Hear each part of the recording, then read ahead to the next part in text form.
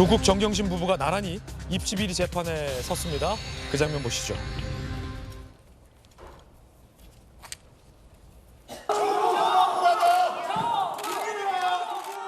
오늘 결심 가능성도 있는데 네, 추운데 수고 많으십니다. 그 조민 씨는 입시 비리에 공부 안 했다고 보시나요?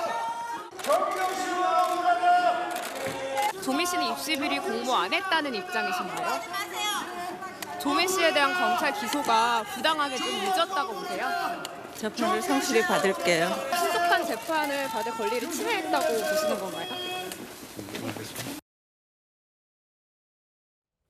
검찰은 조국에게 징역 5년, 정경심에게 징역 2년을 구형했습니다.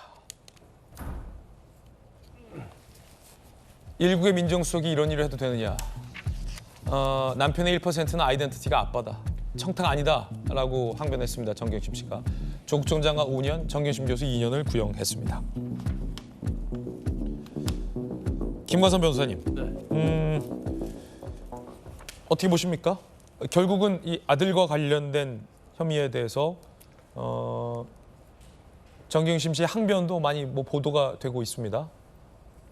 아니 근데 뭐 한편은 좀 이해가 가요. 또 아들이 어떤 학폭과 관련된 문제랄지 자식이 그러면은 마음이 안 아픈 부모가 어디 있겠어요. 그리고 그 아들의 어떤 마음을 치유하기 위해서는 사실은 많은 일을 할 수 있어요.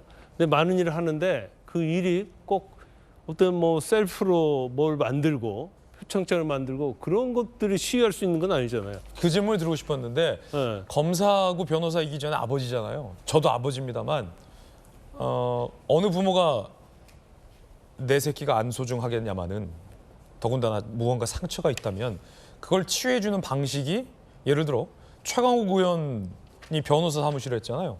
하지도 않은 인턴십을 잘 알던 가족과 같이 지내던 변호사 사무실에 의뢰해서 그걸 허위로 만들어서 발급해서 적시해서 스펙으로 제출해서 대학의 입시 업무를 방해하고 누군가가 떨어지는 남에게 또 다른 상처를 주는 방법이 아들의 상처를 치유할 길인가?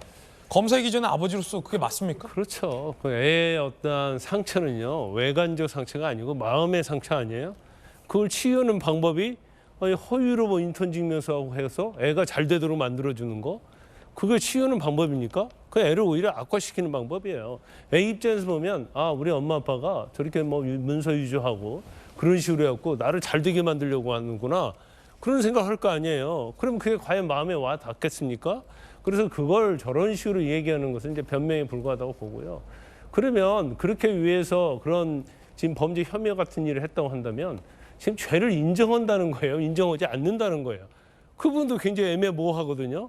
그러니까 뭔가 사과를 하고 좀 잘못된 측면이 있다고 얘기를 하는데 거기에서는 진정성이 전혀 없어요. 어쩔 수 없이 했지만 이건 합법적인 거였다. 그렇게 들릴 수밖에 없거든요. 그래서 아마 이제 항소심에서 조 전 장관의 결과가 어떻게 나올지, 정경심 교수와 관련된 선고가 어떻게 나올지는 뭐 지켜봐야 알겠지만 조 전 장관도 마찬가지잖아요. 항소심에서 뭔가 뭐 본인의 어떤 사과나 이런 건 없었어요. 계속적으로 모든 것을 부인하고 있잖아요. 거기 한술 더 떠서 자기의 명예회복을 위해서 법률적으로는 뭐 유죄 판결이 날 가능성이 크니까 비법률적으로 명예회복을 하겠다. 그래서 출마하겠다. 이런 사실 말도 안 되는 얘기를 지금 하고 있는 거 아닙니까? 물론 선거 결과에 따라서 본인이 하고 싶은 비법률적 명예회복도 사실 제가 볼 때는 하기는 어렵다고 봐요. 그렇지만 어떤 저런 형태의 어떤 발언 그런 것들이 사실 이제 강성 지지자에게는 뭐 효과 있을지 모르겠지만 국민의 어떤 눈높이에서 보면 완전 상식에 어긋난 것이다 이렇게 봅니다. 예. 법무부 장관 민정수석이긴 하지만 1%의 아이덴티티는 아빠다. 이 발언에 대해서는 어떻게 보십니까? 저분도 좀 이해가 가지 않아요. 이런 말을 했다고 하더라고요. 조 전 장관이 부산 사람이라서 대화하기 어렵고 아들에 대해서는 관심이 전혀 없었다 하는데 지금 범죄 혐의 보면 그렇지 않아요. 예. 공인인권법센터 이거 다 지금 허위로 작성해갖고 이렇게 한 거 아닙니까? 그 과정에서 보면 본인이 굉장히 적극적으로 관여를 했거든요. 그래서 저런 발언 자체가 정경심 교수가 자기가 모든 걸 뒤집어 쓰고 조 전 장관에 대해서는 좀 선처를 해달라는 그런 의도적으로 발언한 건 모르겠지만 지금 1심에서 징역 2년을 받았다는 것은 물론 뭐 유죄수 감찰 무마 의혹도 있고 무마 의혹도 있지만 혐의도 있지만 지금 뭐 그 장학금 받는 과정이랄지 예. 그다음에 인터넷 증명서 허위를 한다랄지 공인권법센터 또 최강욱 의원과 관련된 부분 이런 것들을 조 전 장관이 적극적으로 다 한 거 아니에요? 근데 그럼에도 불구하고 조 전 장관의 어떤 혐의 자체를 축소하려는 의도로서 저런 얘기를 하는 것이 아닌가 싶습니다. 검찰이 이제 아들이 서울대 대학원에 떨어지자 조국 전 장관이 민정수석인데 서울대 교수와 만나서 뭘 하면 좋겠느냐라고 물었던 것을 두고 조 전 장관 측은 청탁이 아니다. 1%의 아버지로서 정체성으로 한 것이다 라고 해명하고 있습니다만 얼마나 법원에서 그 해명을 설득력 있게 받아들일지는 미지수다라는 게 법조계의 대체적인 의견입니다.